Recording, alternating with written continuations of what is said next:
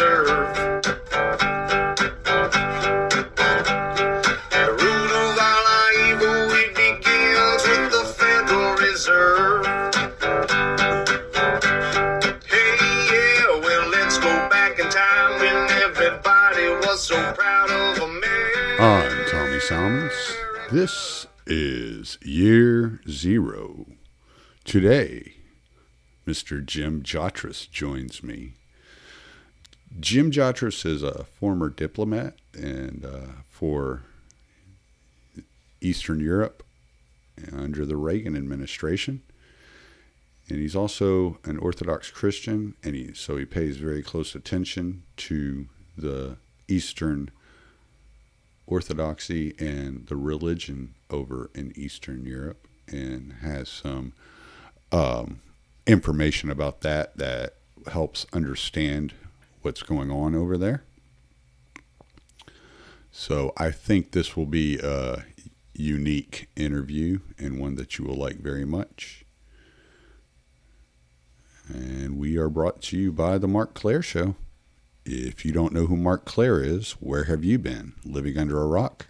Marc Clair was the host of the flagship Lions of Liberty show at the Lions of Liberty Network for 9 years.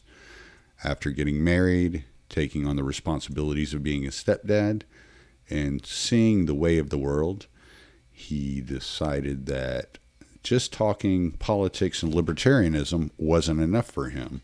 So he started a new show, rebranded, and now he talks entrepreneurship, the manosphere,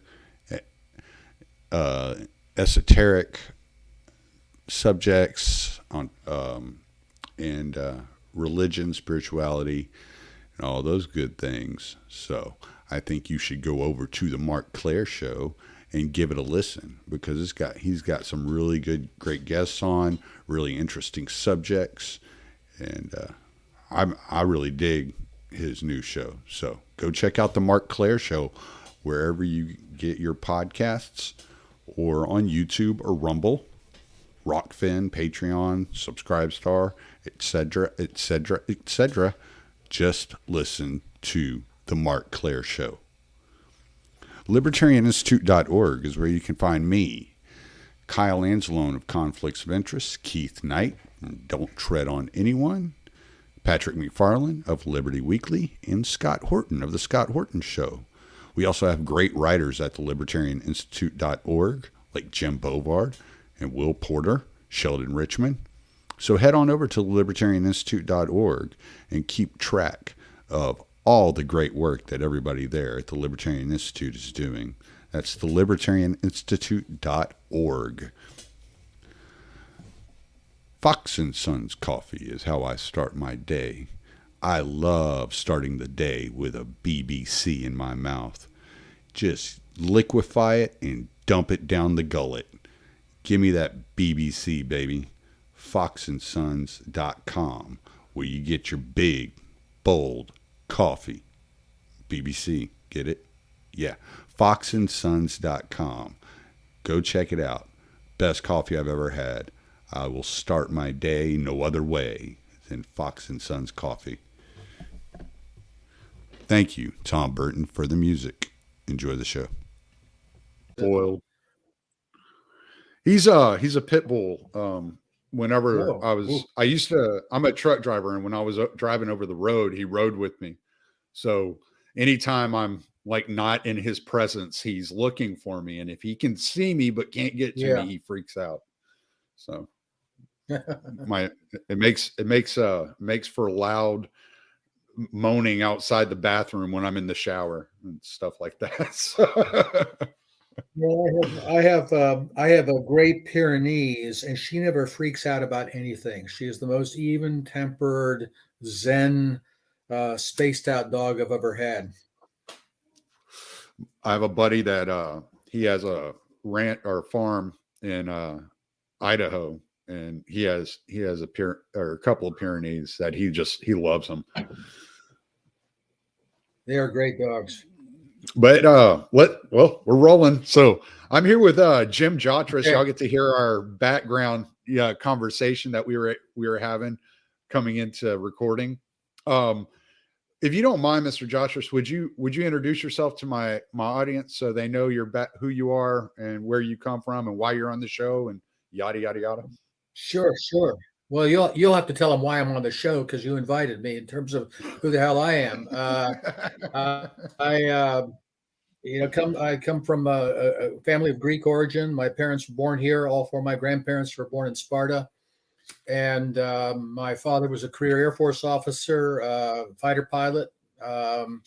So I grew up in Greece, Germany, a few other places, a lot of places around the United States. Got an undergraduate degree in political science, rather stupidly, from Penn State, and then went to law school, even stupider, at Georgetown, and then went into the Foreign Service, which is U.S. diplomatic service for several years, including service in Mexico, and then at the Office of Soviet Union Affairs, and then for many years at the U.S. Senate, working in the Republican leadership there, mostly on foreign policy topics. And also, then after that, for several years, I was an evil Washington lobbyist, involved mostly again with foreign affairs. And now I'm a retired Virginia country gentleman. So I suppose the reason to talk to me, and maybe you can explain more, is that I'm supposed to know stuff about the world and what's happening in the world and politics and the spiritual side of things, obviously from an Orthodox Christian perspective, and what's going on wrong in the world, and also what's going wrong in the world. You'll have, I'm sure you'll have some insight. And as far as the Orthodox, I just joined the church. I was accepted into the church, chrismated on Christmas Eve. So, congratulations. Well, thank you very much. So yeah, Saint Michael's Orthodox Christian Church in Beaumont is where I'm attending. Very good, wonderful. Glad to hear it. What were you before growing up? I was raised Southern Baptist ish. Mm-hmm. So I went. I mean, a lot of the churches I attended called themselves Bible churches and non-denominational. Mm-hmm. Yeah. Then in my 30s, I kind of abandoned all that. After my second divorce, I was like, this stuff it's not working. It doesn't matter what I do. This isn't working. This isn't the way it's supposed to be. And so I went full agnostic. And it was probably 12 years of seeing myself as an agnostic before running into orthodoxy and stumbling down that rabbit hole. Good. Well, it's interesting. I get into a lot of religious discussions, let's say, on Twitter. Lately, I've been having some go-arounds with some Calvinists who are, as somebody's pointed out, you've never met a Calvinist who's sure he's one of the predestined for damnation. It just so happens every Calvinist is sure he was predestined for salvation. Funny how that works, Right. But then also you get into the doctrine of assurance, and a lot of people in the Protestant evangelical world are absolutely sure they're saved the moment they say the sinner's prayer. And I don't know, I don't know how to deal with that sometimes. It's, they're so sure. And, I guess people can be sure of something that, well, you can't be sure of, but they are sure about it. So I don't know what you do with that. Yeah, it's difficult. That worldview is really difficult. Whenever I look back at the way I viewed Christianity and God, I think I heard Father Stephen DeYoung said it the best, that the Protestant worldview is you check a box in your head, yes or no. And that's faith, mm-hmm. That's belief. That's as far as you have to go with it. And, it's not to say that there aren't good Christian men and women in the Protestant faith, but there are a lot of people, a lot of the faith is based around ideas and the way you think about things and not necessarily how you live your life. Mm-hmm. So breaking into orthodoxy and learning, how to live and the culture and habits and tradition and ritual and sacraments, it's something. It's very different. Yeah. And you're right. There are a lot of good people in that world who do live exemplary lives and perform good works. In many cases, that certainly put us to shame, many of us. but it's I guess it's also, like you said, it's sort of in their head. It's like, okay, that's not, none of that really matters because that would be work salvation. They don't believe in work Right. salvation, but of course it does matter, and in many cases, the credit to them, they don't believe it's a credit to them. So sometimes between what goes on in somebody's head and the way their lives are lived are two different things. But I guess we don't discount the value of it just for that. Right. Right. And this is perfect getting into this at the beginning, because one of the first bullet points I had as far as our topic of Ukraine and Russia to talk about is the importance of Orthodoxy to Eastern Europe, and how that Mhm. ties together that culture so tightly and what it means. So would you dig into that a little bit? Yeah, of course. As we know, Christianity, and specifically Orthodox Christianity, has very deep roots in this part of the world. I think everybody is, at least everybody should be familiar with the story of Saint Prince Vladimir of Kiev, and how he was shopping for a religion for his people. He checked out Eastern Christianity and Western Christianity and Judaism and Islam. Um, uh, there's the story that he was actually inclined originally toward Islam because he had many wives and concubines, and he found out the Christians just limited to one, and he didn't like that idea. But then he found out the Muslims can't drink, and he said, "Hold on there a second." He said, "Drinking is the joy of the roots. We cannot live without that pleasure." So he decided he'd become a Christian instead. But also that the envoys they sent to Constantinople were overawed by the beauty of the Orthodox worship, that they knew not whether they were in heaven on earth. And of course, from that beginning in Kiev, it spread out through the land of the Rus. Again, sometimes people refer to Kievan Rus as the ancient state. It was never called Kievan Rus. It was just called Rus, or the land of the Rus. It was a group of principalities that included not only what is most of, but not all of today's Ukraine, but also all of Belarus and big chunks of what is now Russia. That the second city after Kiev was Novgorod, and then other cities like Chernigov, Vladimir Suzdal, and others. So it was a process of centuries. Sometimes people say the Orthodox Church doesn't do missionary work.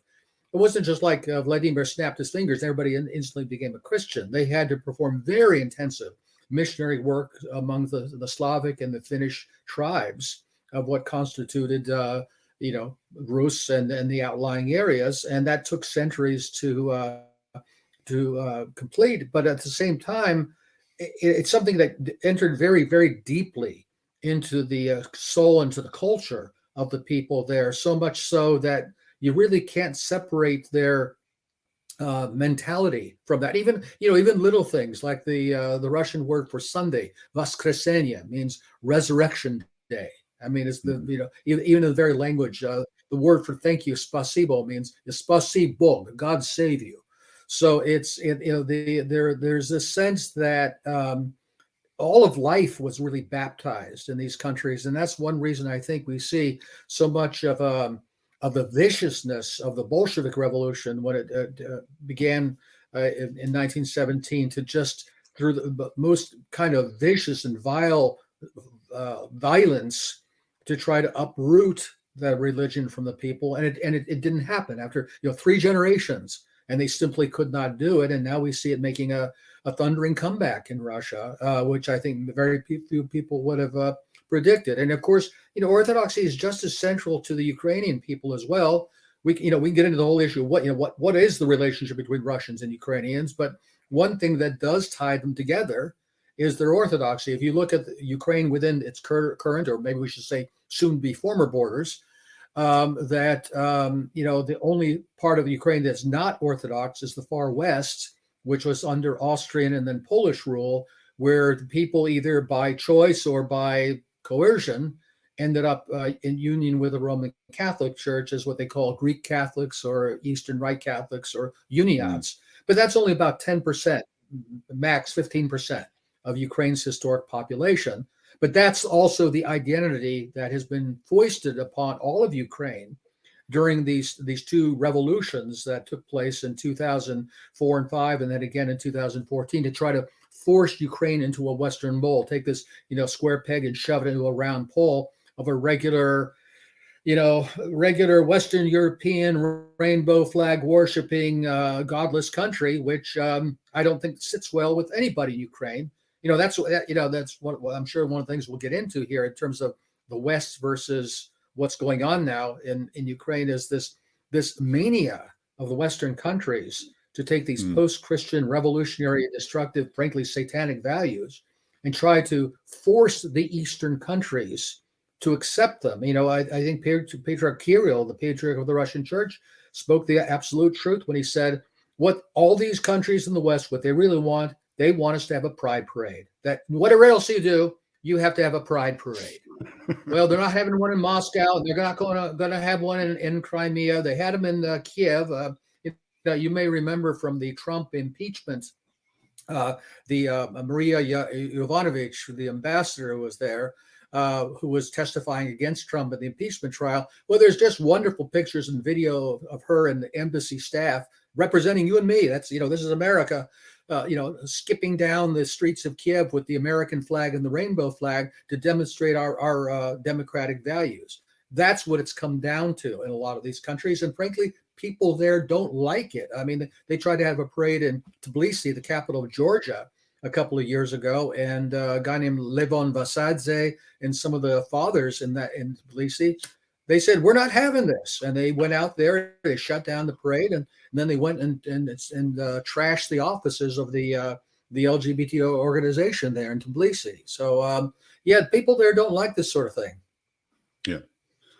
Well, you brought up the Bolshevik War, and their attack on orthodoxy specifically. How does that compare to what we're seeing today? Well, in terms of what we're seeing today, at least so far, we're not talking about anything as horrendous in terms of a death toll. I mean, we're not seeing, priests and monks and nuns being shot by the thousands or hundreds and so forth. I mean, we're talking about in Bolshevik time, we're talking about tens of thousands of clergy, millions of people actually were killed, and not to mention those who were sent to concentration camps and died there and so forth. In Ukraine, we're not seeing that kind of, brutality. We are seeing brutality of a sort where they take over churches and monasteries that belong to the canonical church, and they try to give them to the schismatic church that was created by, sad to say, the ecumenical patriarchate in Constantinople, as well as by the U.S. and Ukrainian governments. There has been some violence directed against clergy, like, priests being roughed up, being called in for questioning, arrested by the SBU, which is the Ukrainian successor to the KGB. There have been violent takeovers of parishes where, for example, a parish that belongs to the canonical church has a lot of people they've never seen before come tromping in through the door saying, oh, we're now parishioners in this church and we vote to go to the fake church. So then the church property gets taken over and given into the fake church. So, it's an illegal, violent violation of human rights, religious freedom, all the stuff our government supposedly believes in. There is some violence associated with it. I'm not aware of anybody being killed. So in that respect, it's, to be honest, it's light years away from what the Bolsheviks did in that regard, right. But it's not what we would expect from a rule of law state, much less one that claims to be democratic and European and all that nonsense. Right. Yeah. In what was it, in 1948, the CIA had infiltrated the See of Antioch. Am I mistaken about that? No, Constantinople. What happened is Patriarch Maximos at the time was considered too favorable toward the Russian church, and which, again, to be honest, was under the control of the Soviets at that time. So again, this is Cold War politics. The U.S. government, the Greek government, the Turkish government all agreed that Maximos had to go. They found a way to get him out of there, and they replaced him with Patriarch Athenagoras, who had been the Archbishop in the United States. And he made it clear from the beginning He worked for us. He worked for the American government, which, look, again, and to be fair, in the Cold War, you can sort of understand that. But unfortunately, that situation of dependency continues to this day, where there's a very, very close relationship. And, and one of the things you see, for example, is Jeffrey Pyatt, who had been the U.S. ambassador in Kiev in 2014, when the government there was overthrown and this regime came to power. The one who's caught on the phone call with Victoria Nuland saying, F the EU and Yats is the guy and all that kind of stuff. He later then became ambassador to Greece, and he's been very, very active with going around to countries like, Bulgaria and Romania and Cyprus and other countries to try to, arm twist their churches into recognizing the fake church in Ukraine. So this is somebody who not only had his hands on the political regime change in Kiev in 2014, he also has his hands on, he's not there in that job anymore, had his hands in the church politics as well, because people in Washington and at Langley, they know how important, back to your initial point, religion is, and the Orthodox Church is in these countries. And just as in 2014, they sought to break the political connections between Russia and Ukraine, they're also now working very hard to break the spiritual connections between Russians and Ukrainians. And I was looking for the news story right here, and I can't seem to find the guy's name, but there was a CIA agent that was actually given credit for setting up the new Ukrainian church, as well as Patriarch Bartholomew. And so you can kind of see the loose ties here, where you're getting the new patriarch of Ukraine. Oh, here it is. CIA agent Jack Devine for his work in the 90s to create the new Orthodox Church in Ukraine. And he's also, they're also giving a lot of credit to Patriarch Bartholomew for his work in setting up the new church in Ukraine. So you can kind of see the continuing ties in Constantinople without necessarily direct evidence in Jack Devine hugging Bartholomew. But even after all this has gone down, Bartholomew then came to the U.S., met with Blinken, met with President Biden. And so there is definitely, it's well known and well documented, the infiltration of the Catholic Church, through Operation Gladio and those World War II antics. It's not quite as well known, at least here in the West, about how the Orthodox Church has been utilized by the CIA in order to influence the politics of Eastern Europe. But given how powerful the church has always been in Eastern Europe, it's no shock. Right. That's right. And you raise a good point there with regard to Operation Gladio in the Vatican, because who is the closest chum in the Orthodox Church with Pope Francis in the Vatican? That's Patriarch Bartholomew. In fact, there was an article I saw recently. I tweeted it out. I can't remember. I think it might have been a National Catholic Reporter, but I'll have to check that there are people in the Roman Catholic Church. And I don't think we're talking about, good solid traditionalist Catholics either. We're talking about modernist types who are celebrating that the war in Ukraine, in their view, I don't think they're right about this, but in their view, is marginalizing the Russian church so that the Vatican could proceed on its forward path of ecumenism with Constantinople toward what reportedly Patriarch Bartholomew and Pope Francis hope will be a common dating of Easter, of Pascha, starting in 2025 on the 1700th anniversary of the Council of Nicaea. And again, this idea that Western politics and their I don't want to say puppets necessarily, but certainly the people who are under their influence in both the Vatican and in the FANAR are proceeding on a an agenda that will split the Orthodox Church, where they then can take advantage of that split and at least bring some of them directly into union with Rome, and maybe then more tightly under the control of some of these Western powers that have their own agenda, which is certainly not a Christian spiritual one.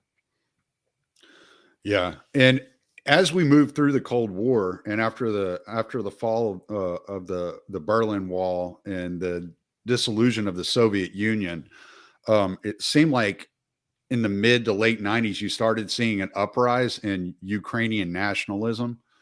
And I was reading an article earlier where it was talking about the Ukrainian nationalists of the late 90s, early 2000s, actually fighting alongside the Chechens against the Russians. Yeah, I'd seen some references to that as well. And let's remember, at the time Ukraine became independent, and really happened kind of by accident. It was kind of Deus ex machina kind of thing, where Ukraine had never been able to establish itself as a viable independent state. There's an attempt to do so in 1918 when the Russian Empire fell apart, and that was not successful either. But the idea that, yes, there should be an independent Ukrainian state, but not most people in Ukraine were for that. People like to point to a referendum was held in Ukraine in late 1991, just before the Soviet Union fell apart, where a large majority of Ukrainians voted for an independent sovereign state. Well, of course, it was clear at that point that the Soviet Union was falling apart. There had been another referendum in the spring of 1991, where a very large majority of Ukrainians voted to remain in a common state with Russia and Belarus and the other core republics of the Soviet Union. So the idea that there was this huge upswell of Ukrainians desiring to have an independent state, much less a nationalist ideology, just is not there. They were basically faced with the fact that the country they'd grown up with, it was falling apart. I can't tell you how many times when I've been to Ukraine, you find people who say, yeah, well, they like things better when they were it was the Soviet Union, when it was one big country. It didn't mean they're necessarily pro-communist, but there was the country they grew up with, many of them. What would you had happened, though, as I mentioned earlier about the far West being the only part of the country that is North Orthodox, that's where the real militant Banderist ideology comes from. This very kind of, I don't want to overplay the terminology, neo-Nazi and terms like that, but there's a real element of truth to that. And that's where you get that ideology about, no, this is what it means to be Ukrainian. To be Ukrainian, you must agree with this ideology. That didn't, that was very much still a minority view in Ukraine when it became independent in 1991, but it's something that grew through the 90s, as you mentioned, and then especially with the two unconstitutional overthrows of government that occurred against an elected government that largely voted by people from the East and South in Ukraine. That's when they were really able to take that ideology and formalize it as the Ukrainian state ideology and try to force it on people who didn't agree with it. Let's dig into those periods. We had what was it, 2004? It was the Orange Revolution, and then in 2014 you had Maidan, right? That's correct, and both of them were against Viktor Yanukovych.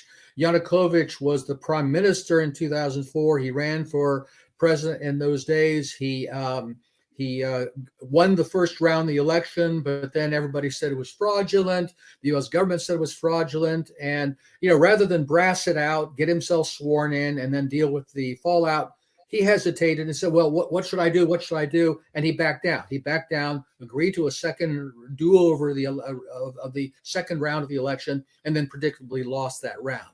So then he accepted that. Okay, fine. He'll be the leader of the opposition. He was then for several years. And then in 2010, he ran, won, and nobody really contested that. But then he was overthrown in 2014 because, people say, well, he was corrupt. Well, if that's the standard, nobody should ever be president of Ukraine, because the whole country has been, like they say, it's got enough corruption to make a Nigerian prince blush. I mean, it's not, it's that corrupt of a country. But it's the other argument was that, well, he refused to sign an association agreement with the European Union. Yanukovych, to his credit, always took the view that Ukraine must be a bridge between Russia and Europe, not a wall. They did, because they knew if there was going to be a wall, it was going to go right down the middle of Ukraine and destroy the place. And he didn't even reject this agreement with the European Union. He just said, look, the way this agreement is structured, it will be a disaster economically for Ukraine. I need to have some revisions. We need to keep negotiating. Just that was enough to give an excuse, a pretext to activate what clearly was a pre-planned color revolution against him that had been prepared by all the NGOs and by American and European money to mobilize people in the streets to overthrow his government, which is precisely what happened. In between those two revolutions, in between 2004 and 2014, we had the snow revolution in 2011, or the protests in Russia that they were claiming was going to be a revolution to overthrow Putin, but it didn't go through. If I understand correctly, the fallout from that was when Putin kicked out all the U.S. NGOs out of the country, including USAID, and he banned George Soros from doing business in the country because of all the funding that was running through these NGOs and funding these protests. So how much does that have to do with the current situation as well? Well, it has a lot to do with it. I mean, there's a history of these so-called color revolutions, or that go back into the 90s, and it is interesting. There, you point out the role of the NGOs. NGO means non-governmental organizations. Who funds most of these NGOs? Mostly various Western governments. So they're not really non-government at all. Sometimes they call them quangos, quasi-non-governmental organizations, which means really governmental organizations, that they're actually, if let's put it this way, if people were mobilizing on the streets here in Washington to overthrow an election based on funding they got through foundations set up by the Chinese and the Russian governments, how many people would consider those non-governmental organizations rather than foreign agents, which is what they really are? And it took some time. Frankly, the Russians are sometimes slow on the draw about these things. It took some time for them to figure out, wait a minute, these things are not civil society organizations at all. These are actually agents for foreign governments, and we cannot tolerate this. And of course, here we would not tolerate it for a New York Minute. So they did shut those things down. And I think now they sort of have figured out what the antidote is to these fake democratic revolutions. As we saw, I think it was 2020, the effort to overthrow the government in Belarus, President Lukashenko. There was an attempt in just before the Ukraine war started to overthrow the government of Kazakhstan. So, I think they had sort of figured out that these revolutions can be thwarted if you, as you pointed out, get rid of some of the organizations that foment them, and also, frankly, you stand your ground. You don't try to compromise with them. You don't try to cut a deal with them, because the deal will not be kept. I mean, let's remember that in February 21, 22, the night of in 2014 in Ukraine, that Yanukovych actually reached a deal with the opposition to say, okay, fine. We'll call the police off. You back down in the crowd out there, and we'll have early elections. I think like 6 months later, which would have been about 6 months before the scheduled election would take place. And everybody knew that Yanukovych would lose that election. That wasn't good enough. As soon as the deal was signed and the police were withdrawn, the crowd surged in, and basically Yanukovych had to flee for his life. And they simply took control of the government. And the French and the French, the Germans, and the Polish governments, who had guaranteed that deal, and instead of telling their foot soldiers to say, now, come on, wait a minute, we have a deal now, let's stick to the deal and have the early elections, they said, oh, well, he left the capital, huh? I guess the deal's off and we're in control now, which is exactly what they did. And that's what led. I think that, the other side said, finally figured out you cannot deal with these people. You cannot negotiate. You cannot compromise. And that, unfortunately, I think also plagues us in terms of how this war in Ukraine is going to end, too. Well, and that's what led to the Civil War beginning. And then you had the East, and you had the neo-Nazis, so to speak, going into the East and fighting against them. And it seemed to me like the way it looked to me was Russia was actually kind of hesitant to enter into Ukraine until Zelensky had the military, the Ukrainian military, actually shelling the eastern portion of Ukraine to get them basically back under Ukrainian rule, because they were kind of a semi-autonomous zone. Yeah, and the well, first off, you have Crimea, and clearly, one of the things that was very important to the Russians at that point was that when they saw that the West was not going to keep any kind of deal in Kiev, they said, "All right, we have to make sure that the Crimea, where the big naval base is, does not fall into hostile hands," because they knew that if that happened, there would soon be a NATO base operating out of Crimea, and that the Black Sea would become a NATO lake, not a Russian lake. So they sent the little green men in, and they obviously had a pre-planned program to take control of Crimea, which they did. They also helped people in eastern Ukraine who did not want to live under what they thought was now a hostile regime that had overthrown the president they had elected. I don't know what the level or nature of all the support was, but there were several republics that were declared in eastern and southern Ukraine, in Lugansk and Donetsk and in Kharkov, and also in Odessa. Only Lugansk and Donetsk were they able to hold on to. The other ones were brutally put down. We all know the story of the dozens of people that were burned alive in the trade union building in Odessa by very radical Ukrainian nationalists.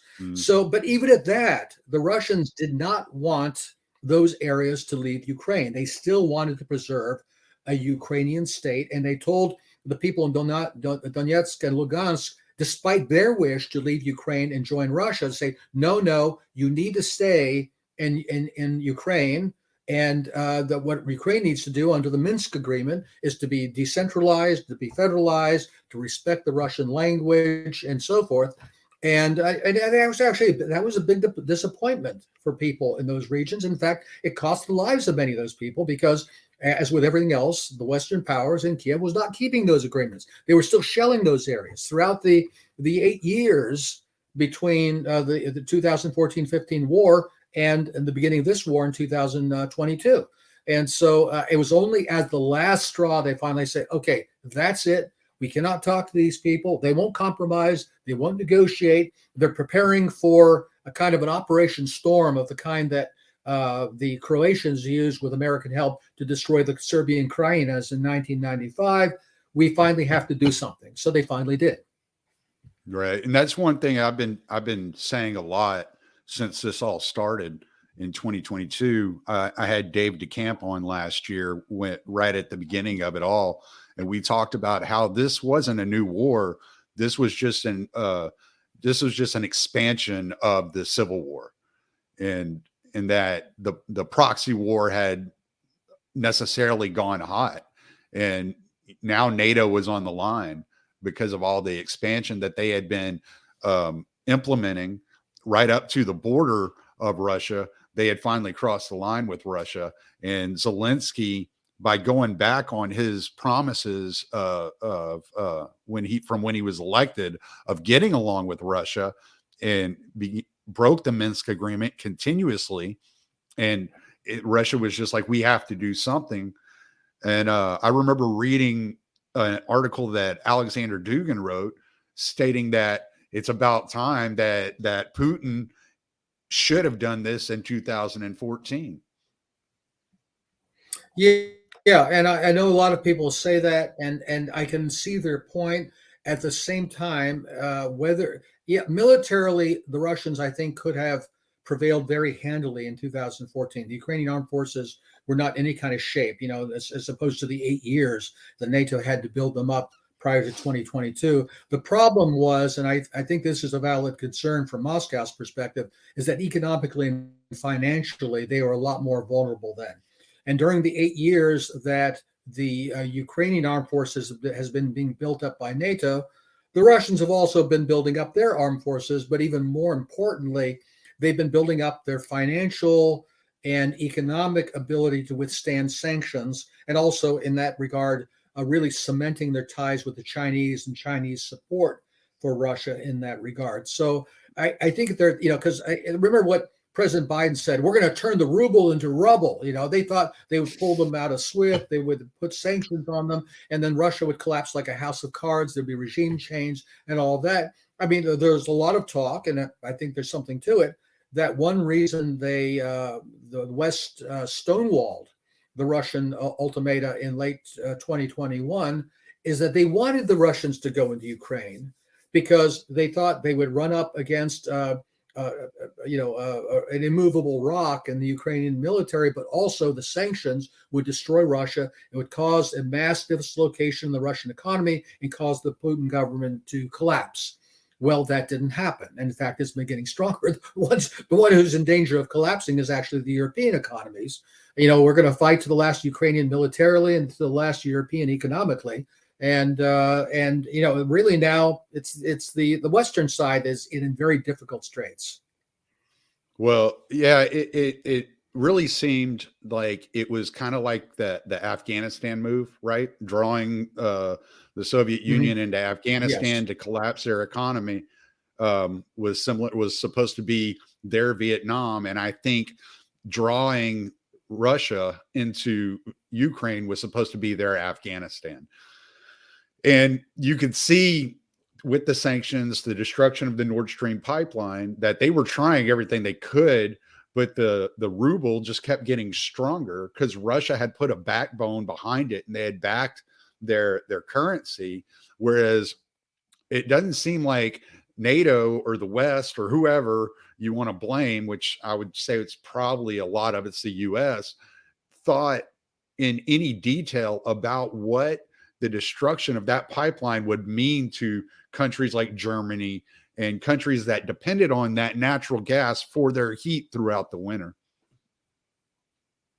Yeah, exactly. And I can't help but wonder, to tell the truth, I don't know if the Russians could have foreseen how unsuccessful the Western sanctions and the Western strategy would be. In other words, it'd be one thing for them to say, okay, we think we're protected here. We think we can uphold our currency. We think we can maintain our markets for exports of our energy and our metals and fertilizer and all that stuff.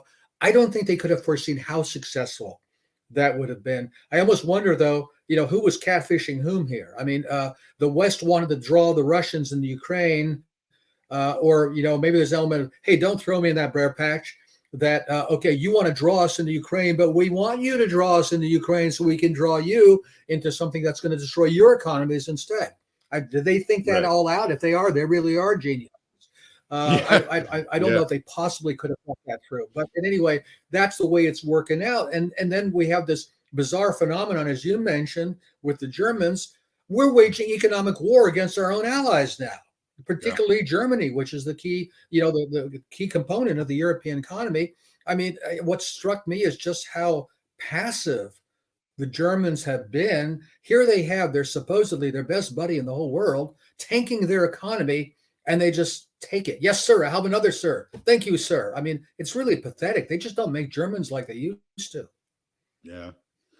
I was looking here at this Marc Hackert article from 2014 that he posted up at Jay's Analysis. And the first paragraph struck me. I thought I'd let you comment on it because I'm sure you're going to have plenty to say about it. Says, what do postmodern exhibitionists, Islamic holy warriors, and marauding ultranationalists share in common? Seemingly little, aside from the fact that these bizarre bedfellows are the star assets of U.S. policy in Eurasia. And despite their use of very different tactics, they all are tasked with the same mission: to undermine Russia, the only great power consistently opposed to American hegemony. I think that's absolutely accurate. One of my go-to pieces I like to point to people is something that was, I think it was 1996, toward a neo-Reaganite foreign policy in Foreign Affairs magazine by Robert Kagan and William Kristol, two of the prime ideologists of the neocon perspective in Washington. And They basically called for something called what they called benevolent global hegemony. It should be the goal of the United States to extend its rule over all of the world as the hegemonic power for their own good, of course. Right. And it raised the question, well, what if the Russians and the Chinese don't like that? We should take that as a compliment. Now, keep in mind, this is 1996. We had Yeltsin in power. He was essentially an American puppet. We got him, in fact, it was a cover of either Newsweek or Times saying how detailed how the United States got Yeltsin reelected over the communist candidate Zyuganov with American money, American NGOs, the whole thing. At the same time, our relationship with China was extremely good at that time. So here we are, essentially telling these two countries that are willing to play ball with America as the dominant power in the world, that is not good enough. That you have to accept that we are the hegemon, we are the ruling power in the world, and you have nothing really to say about it. And inevitably, there was going to be a reaction. Now we've seen it. China is the number one economy in the world. I think if you stop cooking the books and looking at phony financial assets from Wall Street and look at actual production, there's no question about that. And of course, the Russians are a military power, at least comparable to us, and I think in most respects actually greater than us. I mean, we have a better Navy than they do, but in terms of land forces, they're simply not a comparison. And in terms of nuclear forces, theirs are somewhat stronger than ours. And they also have hypersonic and other weapons that we do not yet have. And so we have bought ourselves a world of hurt here through our arrogance and our desire with this kind of almost neo-Bolshevik mentality to spread what I like to call rainbow fascism over the whole world. That's kind of a form of Gnosticism that in some ways that after having defeated the Soviet Union, we say, now let's become the new Soviet Union ourselves, where they want to have, proletarian internationalism. We'll have, rainbow flags and feminism and democracy and multiculturalism, and as long as they obey orders from Washington. And of course, the corporate takeovers of all the pharmaceutical companies and the armed companies and the IT and entertainment companies. It really is kind of a if we think of fascism as kind of a unholy alliance between big business and government, it really is a kind of a fascism, but it's woke fascism, it's rainbow fascism. Yes. Well, and you brought up that Crystal Clavin article. I always kind of considered that kind of an extension of Zbigniew Brzezinski's idea in the grand chessboard, and kind of what Brzezinski was drawing out there. And I remember reading the chapter on Russia and Ukraine, Eurasia in general. And he spent a lot of time talking about the natural gas, and come to find out, I mean, that's what all of this boils down to when you look at it. Well, there's an interesting point on that, because I can remember, I was at the Soviet desk at the State Department from 1981 to 83, and then I was in the office of the Undersecretary for Political Affairs, and then I was in the Hill at the time the Soviet Union broke down. But I thought it was the oddest thing that even in the middle of the 1990s, again, when we had a controlled government in Moscow, we already had a special office at the State Department, the job of which was essentially to try to frustrate Moscow's ability to export its oil and gas. We were already looking at things like the so-called Nabucco pipeline and others, the Baku-Jehan pipeline. There was a lot of pipeline politics going on, even in the 1990s, when supposedly, hey, look, there's no more communism. We're all supposed to be friends now. Of course, Russia should be just another normal country just trying to do business and sell its products like, the Saudis do and everybody else. No, we didn't want that. We wanted to make sure they stayed bottled up, and that their energy resources and other resources that they wanted to do business with would be frustrated. It really is hard to explain, and except in terms of what you described, that's really just almost like a vendetta against a country that we just will see as bad no matter what they do. And in fact, I would go further. When I was at the State Department, I don't think you could count on one hand how many real anti-communists were at the State Department. You didn't even need your thumb to count them. And this is during the Reagan administration. People there were not pro-Soviet, but they didn't really feel strongly hostile to Soviet Union as a communist country. It's only when the red flag came down and the white, blue, and red flag went up, and that became a Christian country again rather than a communist country, that's when suddenly all the Russia haters came out of the woodwork. It's really a very odd thing. We see much more hatred to get directed against Russia and particularly against Putin than we ever saw against the Soviet Union or against Brezhnev or Khrushchev or even Stalin. I think it's because the amount of resources in that general region is the only, it gives access to Russia to compete with the US on a global economic scale. And it's the only government that on a basis of resources controls enough resources to give America a run for their money as far as the global hegemony. Well, I think that's true, but I don't think that's the whole truth. I don't think it can be 100% attributed to that. First off, it doesn't explain the hatred. Why do these people hate Russia more than they hated the Soviet Union? Why do they demonize Putin more than Stalin? There's something emotional, ideological, and spiritual in that. The other thing that strikes me is this. I mean, I've heard people say that part of the reason we're destroying the German economy is so that all those businesses will have to relocate to the United States, and that will build up the American economy. When have these people ever shown any interest in building up the American economy?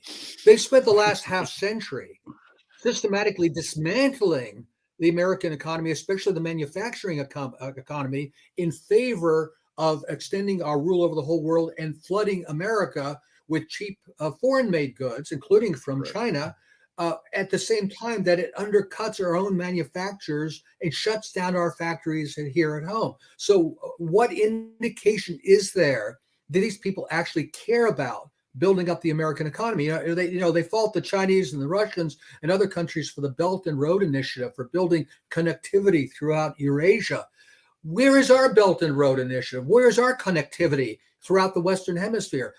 We don't build anything anymore. We don't build roads. We don't build airports. We don't build anything, but we do try to disrupt other countries when they want to build things. What does that tell you about the mentality of our leaders? Yeah, man, it gets me thinking about. I mean, in other words, it's not about making America great. In other words, it's like it's beggar thy neighbor. It's that we don't care about building ourselves up anymore. We just care about torpedoing you, and there's something kind of sick about that. Yeah, well, and that's what I was trying to get to. It's like you said, what is the vitriol, the hate for Russia? Where does that come from? Because you don't see the same type of vitriol from Washington, from DC, from the elites, the established, from the West in general, the global like order, whatever you would like to call it, the global economic order, the New World Order, whatever you want to call it. You don't see the same type of vitriol towards any other nation, right? They call China the model to be followed. Russia is the only nation that they look at in this way. Maybe, and I guess just from my own experience and from looking at the way that our country is going, and the way and looking at the people that we demonize here within our own borders, it's the traditionalism. It's exactly that right, and on the tradition. And it's the only other country I can think that really has gotten the same kind of treatment as the Russians have gotten was Serbia in the 1990s, and there's a connection there. They were sort of looked at as like a miniature version of Russia, and almost like a test run for breaking up Yugoslavia, the way they broke up Russia and demonizing the Serbs as a people. And by the way, I do think there's a common element there in terms of back to orthodoxy. I wrote an article in 1997, I think it was, called Pravoslavophobia. It was in Chronicles magazine. And basically how, it's interesting. If you look at the multiculti Westerners, they love other foreign cultures, especially if they're non-European, Asian and African, all, oh, they're just so exotic and they have so much to teach us. And they're just so wise and it takes a village and all that kind of nonsense. But they don't feel that way about the Orthodox zone in Europe. They look at them as somehow retrograde or second-rate Europeans. They're not like normal Western Europeans who write in the Latin alphabet. They've got, funny priests that wear long beards and they write in funny alphabets and things like that. So I think there is a kind of an odd cultural bias against what we might call the Byzantine sphere of culture. But then I think it also relates to what you say, is that this has a very strong domestic aspect as well, is that there's this burning hatred for the traditions and values of European Christians. And that's what we see, for example, with the starting with the anti-Confederate stuff here in the United States, but basically toward, I'll say it, white Christian English-speaking Americans as somehow this demon population that is the behind of everybody's ills. There's all this white supremacy out there lurking that's a danger to this country. Rebecca, who writes the Dissident Mama site, was talking about how interesting it is to look at the parallels between Dixiephobia and Russophobia in terms of depicting people as these retrograde, backward haters who are, of course, anything but. We know hatred is really all on the other side. So I think there is some nexus there. Yeah, my wife is from South Africa, and we see a lot of the same thing going on there. I always tell people, if you want to know what the U.S. is going to look like in 10 years, just look at South Africa today. And you also saw it going on in it was Rhodesia. What is it? Zimbabwe now? You saw the same thing, and so it really. I keep waiting. Well, let me go phrase this a little differently, because I want to touch on the rainbow fascism here towards the end before we finish and end it with that. They directly attack the culture. They attack the roots of the culture. They destroy like monuments and tear down the history, implementing a new kind of racial view of the history. That they do this in every. How are they going to accomplish that in Ukraine, in Russia? They're not going to use race. That's not going to be necessarily it. They have no other option but to use religion, right? So they enter in this new Ukrainian church, and then they claim that Russia is oppressing and repressing this church. That church becomes that race, the minority race of Eastern Europe, and they can pummel them with LGBTQ, whatever other acronyms they come up with. That's a very, very good insight. I mean, I think in terms of the United States and Western Europe, it is largely demographic. You let a lot of foreigners in from the third world to simply change the people. I think it was Bertolt Brecht's expression is that the government has lost the confidence of the people, so they'll have to remove the people and elect a new people. And here in America, they're electing a new people. We see them storming across the border every day. And it's just the great replacement. Well, I'm sorry, that's a racist conspiracy theory, unless you're in favor of it, in which case it's really happening. So, but you're right. The attitude toward Russia is different. It's interesting that despite the horrendous death toll of communism, it was actually less destructive of national identities in the communist countries than what we're seeing in Western Europe and America today, because even though they killed lots and lots of people there, at least they did not import a lot of people who were not Russian or Polish or Hungarian or whatever. So those people still remained living in their own native countries when communism ended. We're not going to have the same luxury here at home. I mean, the idea is to simply create a kind of an anti-America, a non-America, all the people on the intersectionality spectrum that have some other identity than the historic American identity. And I think it's a very pernicious and very, I'm afraid to say, well thought out strategy that has a basis. One of the things I point out that I don't really get a whole lot of resonance with, even among people, I don't know what your ancestry is. I assume it's basically ethnic American. You're an American. That's all you are. You're not Greek. You're not Russian. You might, maybe have, some German or something in there somewhere, Scots, Irish, whatever. You're just an American. You're the kind of people that founded this country, not me, not my bloodline. We came here later. At least Russians, as the core of the Russian state, know they're still Russians. Serbs still know they're Serbs. They're still Frenchmen and German and Spaniards who know they're those things. There are very few Americans who are aware of being ethnically American. If you ask a typical non-hyphenated American, who are you? Well, he'll say, "Oh, my Constitution." Well, Constitution is not an ethnos. Oh, well, okay, I'm white. Well, white is not an ethnos either. I mean, a nation is a very complex thing. There are actually people called Americans who founded this country, who wrote our Constitution. They're why we have the institutions we have, and they don't even know they exist anymore, most of them. That's very worrisome to me. Down where I live, where I'm from, it's not quite as bad as it is up in the north. So we have distinctive culture down here, especially in I'm from Louisiana originally. Like we have the Cajuns, right? Yeah. Creole kind of festivals and foods, and we very in touch with that part of who we are.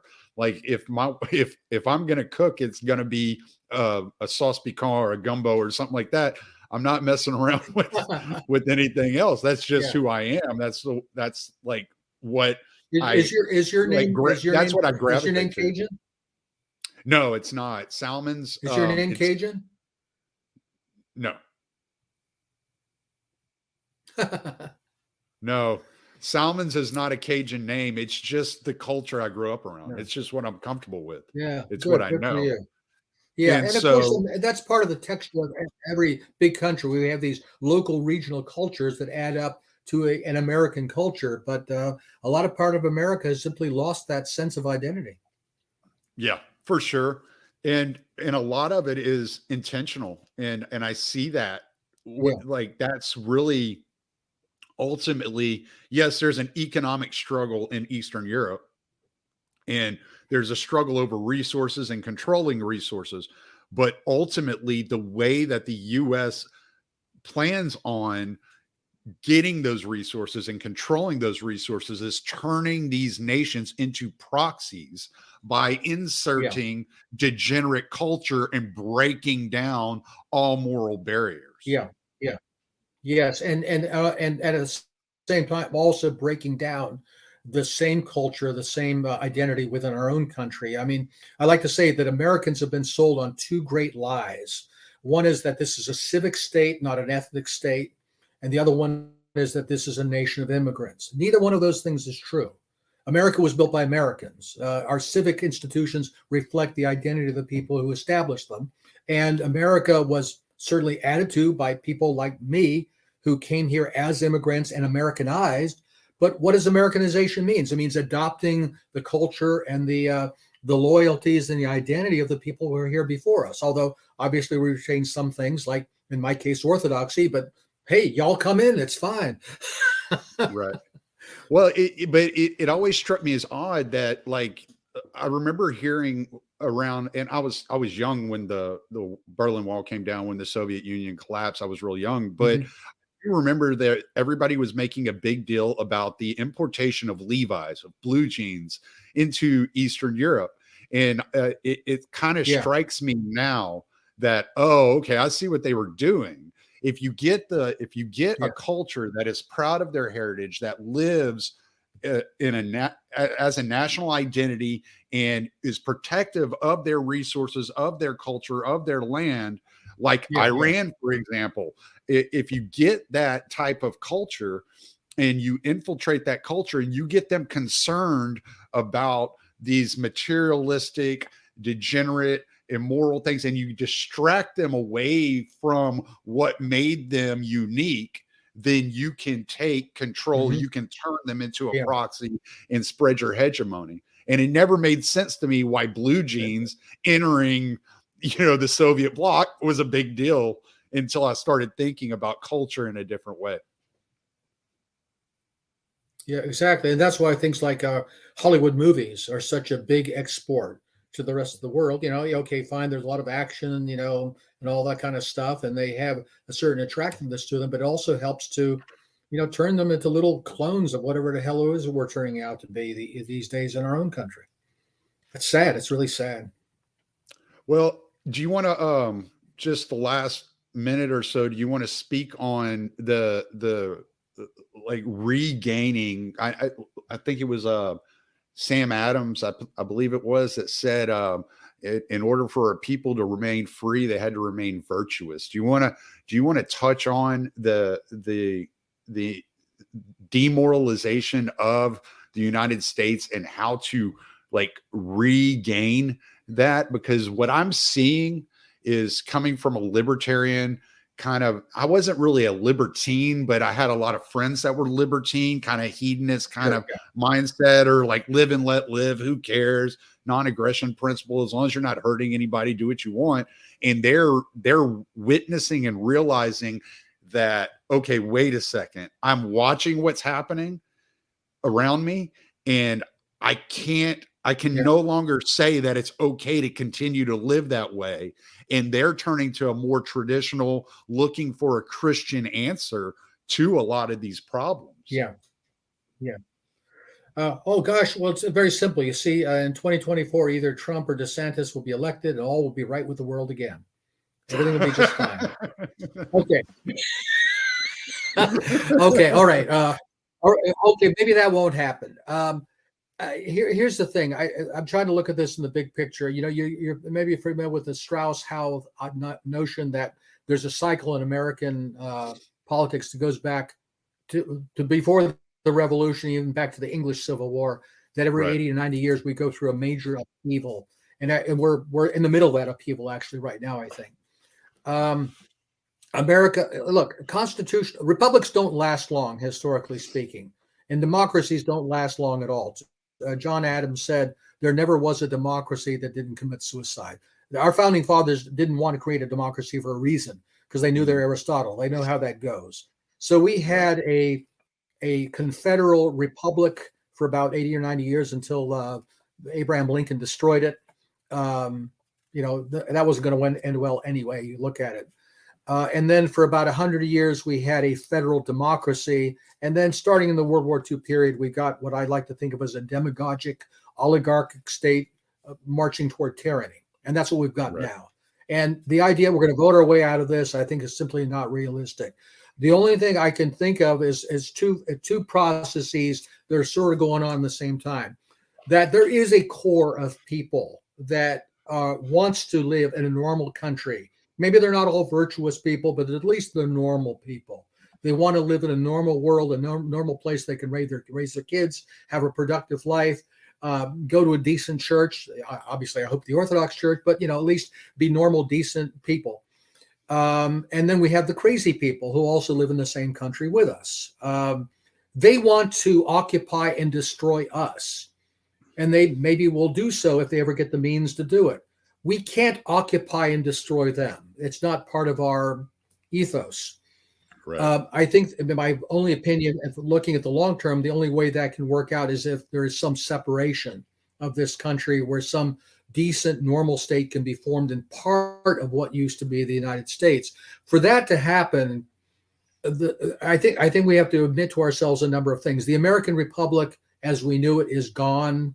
It was gone a long time ago. We're just a corpse walking now.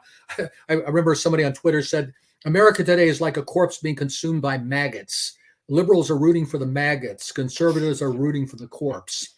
And you got to admit, okay, it's over, been there, done that. But nations, people still survive. What path is there for us as Americans going forward if this whole thing comes crashing down? And maybe what's happening in Ukraine will become the catalyst for the collapse of this unholy neocon, neoliberal global empire. And if that happens, then I think the United States will go through something like what the Soviet Union went through in the 1990s. Maybe something good will come out of that. Some place, some part of this country where normal people can build a normal life and not be, trying to implant, rainbow fascism, Bolshevism, Gnosticism, whatever you want to call it, on our kids and on the world. But I don't know how that's going to. I think we have to go through a very difficult period of dislocation, if not complete collapse, and it's going to be very, very tough in the world and in our country for a while. But maybe something good can come from the ashes.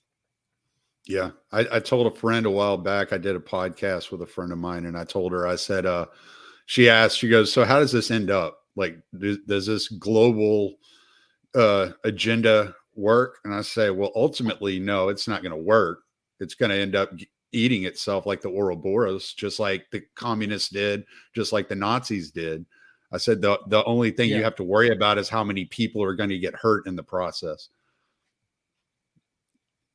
That's exactly right. And that's why, some people think that, oh, well, somehow we'll change course. These people cannot change course, just like the Soviet Union could not change course. Gorbachev wanted to try to change course, and all he did was end up destabilizing what was left of the system. Trump, in some ways, I think may have been something like a Gorbachev. He exposed the flaws in the system, helped destabilize it, but he couldn't save it. And now we just got. What can you possibly say about Biden? I mean, it's just a joke. Yeah. I think Trump slowed it down for a minute, just long enough for Biden to say, well, I can accelerate it a lot faster than you can slow it down. Yeah, exactly. So, and it's just the rot is just becoming. I think it's terminal. That what is left of an American regime is such a big dumb dinosaur that simply cannot change course. It just does what it does until it reaches the final collapse. Especially since so many people in the system cannot afford to change anything, because those McMansions in the DC suburbs, they don't pay for themselves. These people can only keep doing what they're doing while their paychecks are coming. That's right. Well, Mr. Jatras, I could talk to you all day. I've thoroughly enjoyed this, and I hope I can have you back on sometime. Well, thank you so much. I appreciate it. You have anything Looking forward to being with you again.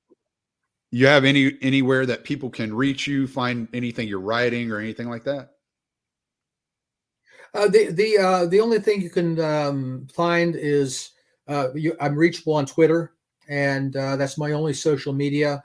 A lot of my writings are posted on uns.org. My old writings on Chronicles, you can find some of them on Chronicles magazine. Luckily, with a name like Jatras, I come up pretty easily on internet searches. On Strategic Culture Foundation, a lot of my writings are there, and actually I'm pulling them together into a book, which I'm tentatively thinking of titling "I Tried to Warn You." Awesome. Didn't you do some work with the Mises Institute as well?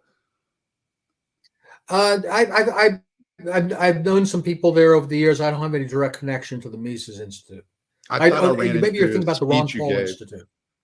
Maybe it was the Ron Paul Institute. Maybe no, you're thinking of the Ron Paul Institute.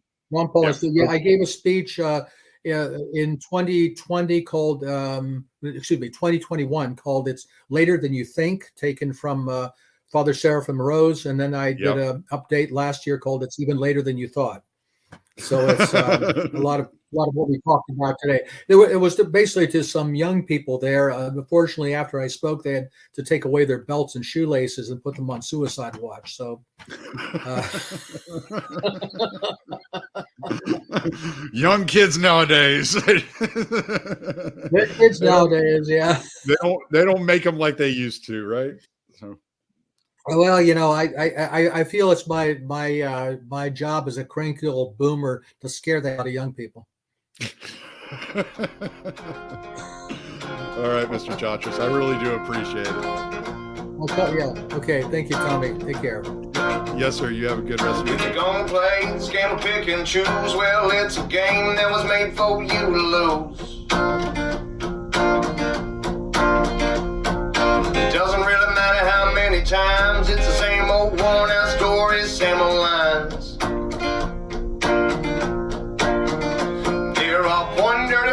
and hypocrisy, bragging on their feats of mediocrity again.